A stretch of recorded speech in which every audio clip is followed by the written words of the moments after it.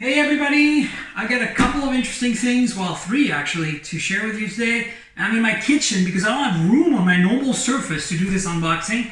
Bluesound, this Canadian company that makes Bluetooth and networked speaker systems, has sent me three of their devices.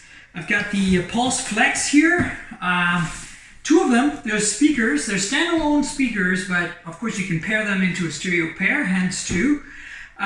They also sent me Volt 2, which is essentially an all-in-one media center that's supposed to work with the entire system. So think of this as a fancy stereo system. This is a network player. Both of these speakers are actually network players. They're capable of pulling streams right straight out of the internet over Wi-Fi. But what's cool about this one, it has an optical drive, so you can rip CDs to a built-in hard drive and listen to CDs as well if you have a collection of CDs. So I want to unbox these, so let's get started. Alright, so let's get started with the Volt 2, which is, as I said, sort of a media center. It says right here, streaming music player, Volt, and CD ripper. So it rips CDs, it stores them in a Volt, a hard drive. It also streams music from a whole bunch of sources, including your phone, via Wi-Fi, but also over Bluetooth, which is kind of cool. You know, there's a whole bunch of apps to support this. Of course, Bluetooth compatible. Not too much else around the edges. A serial number. This one's white, which is nice. Nothing on the bottom of the box. I'm not going to show it to you. All right, here we go. Dun, dun, dun, dun, dun, dun. Boom. Look at that. Of course, nothing in the lid. First thing we have is a quick setup guide. And it's in multiple languages. Shows you the back of the device and how to connect it to a network via Ethernet, for example. How to connect the output for sound. So this doesn't have an amp, so you need to connect this to a receiver or to network speakers. But if you want to just buy this, you pretty much have to connect it to some sort of either amplified speaker or receiver. And then the power cord. And then it says download the app, because everything comes through that app, which is really cool for configuration or whatever. And then there's languages here. So next thing you know is there's a number or whatever for support, which is really nice. This company is trying to make these products pretty high-end, so they want to provide good support. All right, we got this, and ooh, look at that. Ta-da. It is in a little baggie. Ooh, it's cloth. It's not even that paper cloth stuff that rips apart. This is a real cloth bag, and this is what it looks like. Let me put it on the table right here. So clearly there are some controls on top. I don't think there's a display here. Some vents, and in the front here you can see there is a headphone jack and the slot for the CD drive for ripping the CDs and listening to them. Nothing much on the sides. It looks like it gets dirty easily, though it's a matte black finish. I'll go through the ports in a second, and as you can see, it's pulling air from underneath because this is slightly raised compared to the middle piece here, kind of like a Mac Mini, and then comes out the top. So in the back, we've got a bunch of ports. We've got left and right audio outputs. We got digital out, and well, actually, no, that's something else. Subwoofer. That's a subwoofer output. This is a digital. The digital is always orange. I should know this. This is digital out optical, and you have analog optical in combo connector. So if you want to plug an input source that's digital, like say a mini disc player, you can do that here. You know, mini disc or DAT would probably be the only thing you'd plug in right now because it does have an optical drive built in. Trigger out for home theater systems. That means that when you turn this on, it sends a signal. Other devices can pick up that signal. And this is input for the infrared sensor. So apparently you can connect infrared sensor. We'll see if it's in the box. You got Ethernet. I believe this also has Wi-Fi, obviously. 2 USB ports. You can connect external hard drives with music on them, or you can connect a flash drive. This USB port is looks like a mini USB, and that's actually for them to upgrade firmware and stuff like that. And then there's a service, which I think is just a reset button. And the power connector. There's no external power supply, it just plugs right into the wall.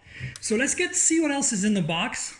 I'm going to move this over here, and then we're going to see there's some stuff here. Oh, cords. So, oh wow, they went all out. There is a, let's see if I can pull this. There's a little baggie here with an optical adapter. So this is for the optical input. It takes a standard SPDIF and outputs a mini jack digital coax. So if you want to plug that mini disc player, that's the adapter you want. Of course, there's the power cord here. Standard power cord with a figure 8 end. They didn't skimp on the things. Here's the auxiliary input plug, so mini jack to coax for analog. Oh, I didn't notice this because I'm so used to traveling in Europe. But the first cord I pulled out is European cord. The second cord is US cord or Taiwan, as you can see here, or Japan. And then we got a couple of more connectors. Oh, we have a network cable, nice luxuries. And then we have a coax for, this is standard analog output. And there's no, interestingly, no digital cables in here. There's a couple of dissecant bags and something under here. I'm not sure what it is, but let's have a look. Whoa, manual, I guess. Oh, say hello to Spotify Premium. So it has Spotify built in, obviously.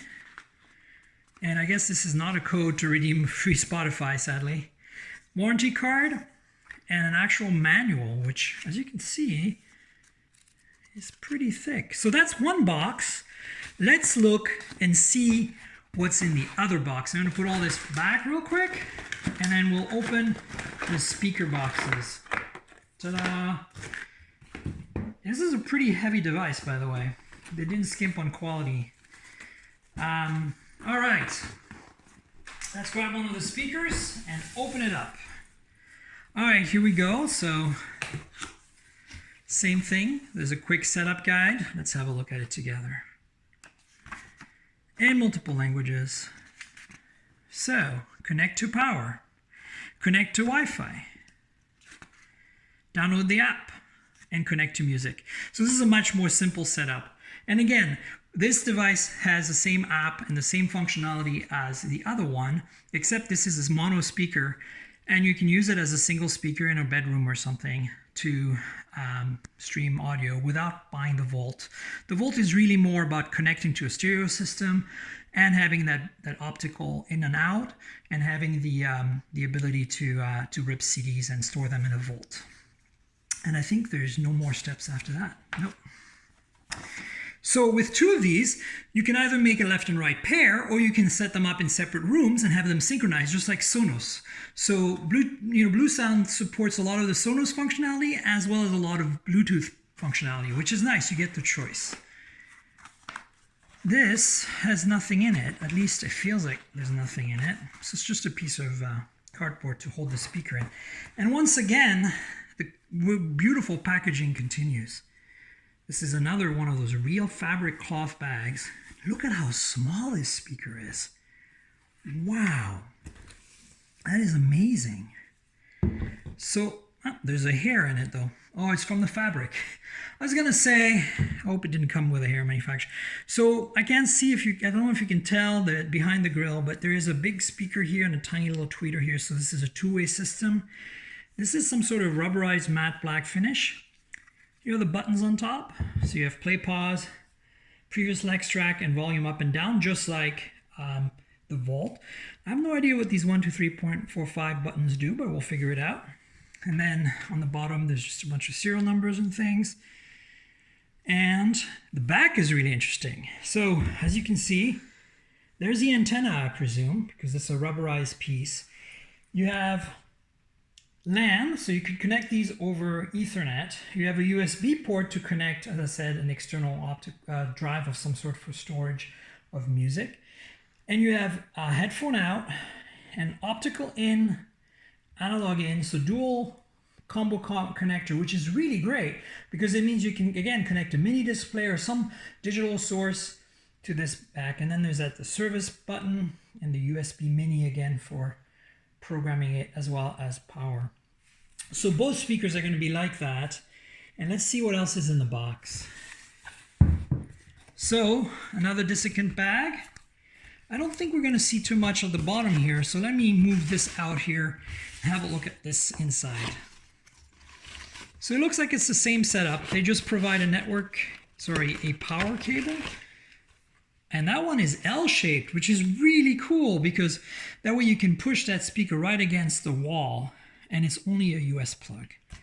And then there is, this also has an optical mini adapter, which I'm not going to take out because I took the other one out so you know what it looks like. What else is in the box? Let's just empty it out. That's it. So we got the manual again. Looks pretty detailed. It's pretty thick. And we have the warranty in multiple languages. And of course the Spotify premium instructions. So there you go. That's it. That's the unboxing in a nutshell. As you can see, this is pretty cool. You know, I do a lot of audio. I'm a bit of an audiophile in some ways. So I'm looking forward to actually trying this out and letting you know what it sounds like. I did get a demo and it was pretty high quality. So I'm hoping that this speaker system, especially with two of them, will be a great, nice little introduction to, you know, enjoying the audio experience in a small amount of space. As for the Vault, I don't think it's necessary, but at the same time, not for me anyway. But if you have a large CD collection, you can rip them easily, or you can just have something connected to a bigger stereo system. By the way, I wanted to point out what the box says really quick. It says all-in-one wireless portable music player. That's what they call it. They don't even call it a speaker. They call it a music player. So that's interesting. I'm not sure which version of this speaker has functionality, but I believe one version of this, not necessarily the one they sent me, has a battery in it too. So not only is it a high-end network player in a Bluetooth speaker with Wi-Fi, but it's also battery powered, so you can take it outside. I don't know if these have it because they clearly have a power jack, but I believe there's a version that they make that does that. So anyway, that's my unboxing of the Bluesound Pulse Flex, two of them, and the Bluesound Vault 2. And I'll let you know what I think once I set them up. It's going to take me a while to do that. I don't want to do it live on camera because, you know, I don't even know where I'm going to put these in my home right now. But stay tuned, I'll let you know. Once I've got this set up, I'll do another video so you can have a feel for what it's like. And I'll mention it on the podcast. So again, subscribe to the channel, like this video. Remember, these videos are a complement to my podcast. I'm going to discuss this on the podcast more in depth. mobiletechpodcast.com is where you can find the podcast. You can also find the podcast on iTunes, Android Podcasts, or Google Podcasts, whatever it's called. Pocket Cast, a whole bunch of places. Just Google Mobile Tech Podcast and Tankgrl, TNKGRL, my Twitter handle, and you'll find me. Cheers. Thanks for tuning in, folks. Bye.